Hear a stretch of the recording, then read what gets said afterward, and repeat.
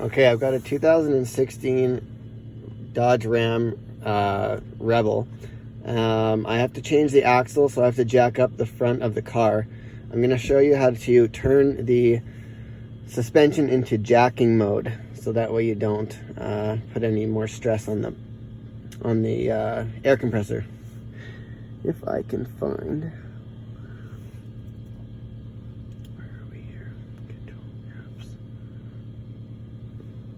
Apps, settings, suspension, tire jack mode on, and that will disable the air compressor from turning on when I go and jack up the front tire. Okay, so I've got the spindle off. That's really the major part of this job. All you gotta do is take off the tie rod bolt here, that's a 21, this lower ball joint bolt, 24, and then the upper ball joint bolt up here, also 21.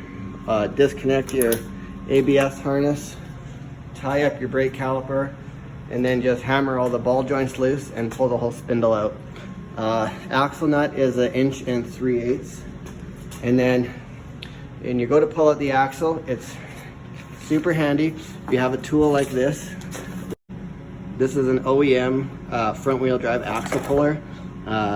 There's the part number. I think I just ordered this on Amazon for like 30 bucks.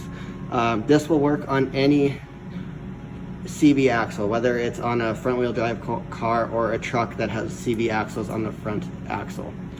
Really handy for getting into places that are a little bit harder to get to with a hammer. Okay, so this job is a prime example of a simple job gone horribly wrong. Now, this job only pays just shy of 2 hours to replace the passenger side axle assembly. You can see here, boot was torn and it was snapping every time we would turn. This is where it just slides onto the extension housing of the front differential.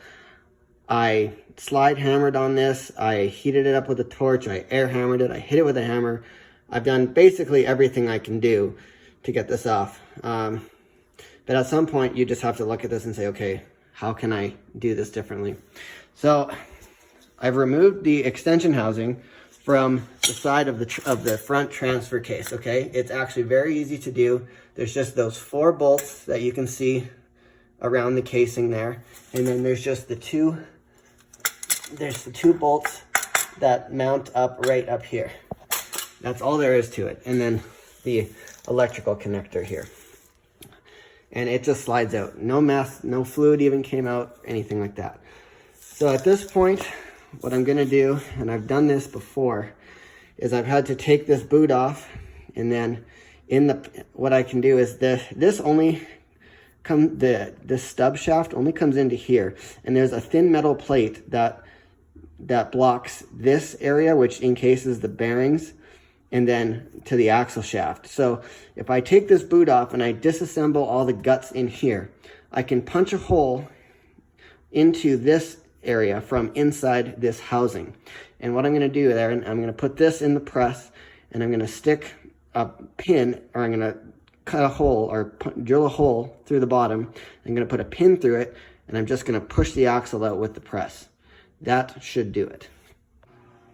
Okay, and as we're disassembling this area here, I just wanted to show how this gets stuck right here. Now, you can kind of see right here, there's this little retaining ring. Just pull that out, and just like that. This is the guts of your CV axle and how it works. This is the same on this truck or on any small car. The concept is the same.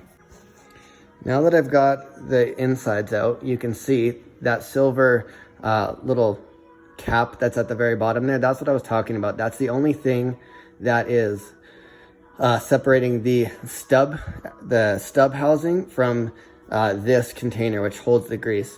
So you can easily take like a drill or a punch, and you can punch a hole straight through there. And then that way you can get at the axle. And if you support if you support this here on a press, just like so, and then you push down through that cap onto the axle shaft, ideally speaking, it should push this whole assembly down and free of this, because this is what we're dealing with. I know a lot of you aren't going to have access to a press, so if you have a big 2 or 3 jaw puller, you could fashion it in like this, and you would get the same effect. That would work in the same fashion as what I'm doing with the press. So if you had I found with this, this is a pretty big 2 jaw, but I find it's not biting very well on the bottom here. So if you had a 3 jaw that would fit in these little recesses, you would probably get a much better bite on the bottom. But yeah, if you can get a puller, a 3 jaw or 2 jaw puller on that, a big one, you would be effectively doing the same thing as what I'm about to do here with the press. Okay, so I ran into one more small snag, and that was I cannot fit this part of the axle through the center of my press, just that little guy over there. It's just slightly too narrow of an area for me to go up through the bottom.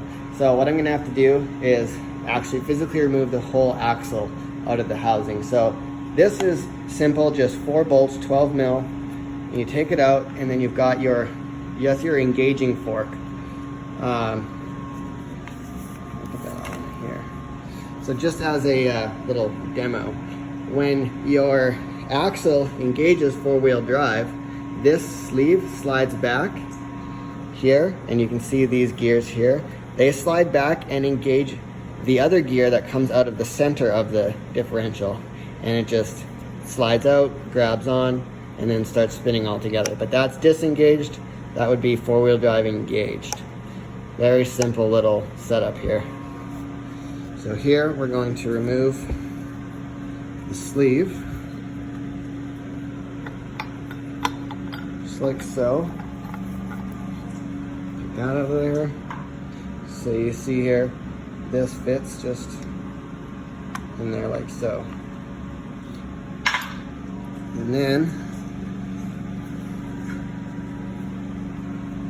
And now the next step after I got that sleeve off is I have to remove the snap ring. Let's see here, if I go like this. Snap ring is right here. You see these right here where my finger is, 1 and 2. You just get a snap ring pliers, pinch them together, and slide it backwards. Okay, so after stopping for an A&W Beyond Burger, I came back to this, and this is how I got it off. I ended up cutting off the body right here of the CV axle, and I got my 3-jaw puller on it. Oh, yes, like this. So got my 3-jaw puller on it, and I heated this whole sleeve up until it was like glowing red hot. And even at that point, I had to clamp the axle right behind the CV so that we could stop it from turning. And then we just cranked this up as tight as you could get it, hammered on here, and now it's finally definitely 2 man's job. Yes, you need 2 people for sure. Now we can slowly turn this out. Bravo. And that's how a 1-hour job turns into a 4-hour job. Okay, so I was checking out the axle, and if I had to take a guess as to why the axle was stuck on there so tight, if you look at the snap ring that holds the axle in, you can see these grooves. It's like the snap ring has just kind of mashed its way into the middle of the splines, probably pinching that axle onto the spline shaft. So definitely, if you're doing this job, replace the snap ring, because that's gonna be a problem, I'm sure, for a lot of them. Also, when you're putting it back together, anti-seize. Definitely anti-seize. Okay, so I also am replacing the axle seal on here just because I've heated this up so much. The chances that the seal has been melted into some degree is very likely. So I actually couldn't find a video on even how this came apart, so I just did it. Basically, this is just a dust cover, and it's kind of pressed onto the axle. So all I did was drill a small hole in here and put this screw in it, and then I attached some vice grips and a slide hammer, and this just popped right out. And then also the same goes for this seal. I just drilled a small hole into here, threaded this little bolt into it, my slide hammer, and then slide it right out. And just goes back together the same way. Okay, so we've got it all back together. Extension housing back onto the transmission. It's just a silicone. Put some silicone around the mating surface. And then the 4 bolts, tighten them up. 12 mil bolts. They don't need to be super tight, like hand tight with a ratchet. Don't impact them on.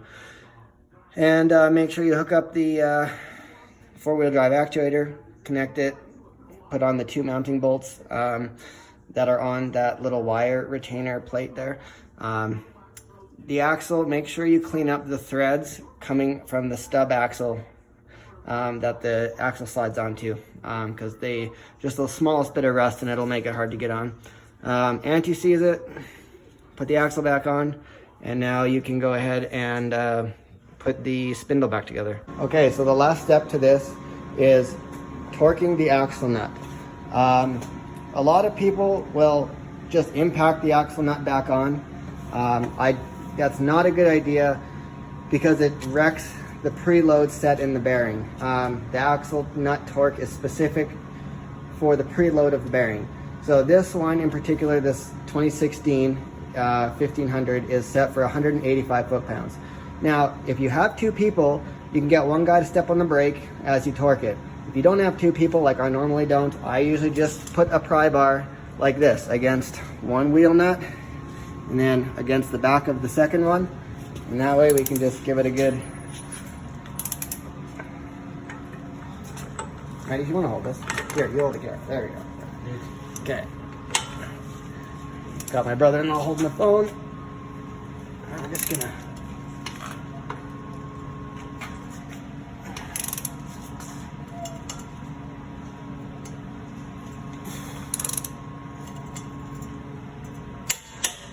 Just like that. No more, no less. Now you just put your wheel on, torque them up, and you're good to go. Okay, so that job is done. Now, I never said this when I started the video, but the reason we changed the axle, I think I did mention that the boot was ripped, but it was making a snapping sound when you were turning left and right. After you torque the wheel back on, make sure you take your suspension off of tire jack mode, although I think the truck will automatically disable it as soon as you drive over a certain speed. So yeah, aside from that, if you're gonna attempt this at home, in your garage, in your driveway, make sure you have the tools that you could possibly need. I heated up that CV shaft sleeve with an oxyacetylene torch, which is going to be significantly hotter than, say, like a little propane torch thing or whatever. So make sure that if you're going to attempt this, you have the tools to get it done, because if you don't, you're going to be stuck in your driveway without a way to put your wheel back on. I mean, technically you could drive it. You know, if you really got stuck, you could technically put it back together and drive it without the axle in there. It's not going to hurt anything. Yeah, you could do that if worse really came to worse, but just a tip or a warning.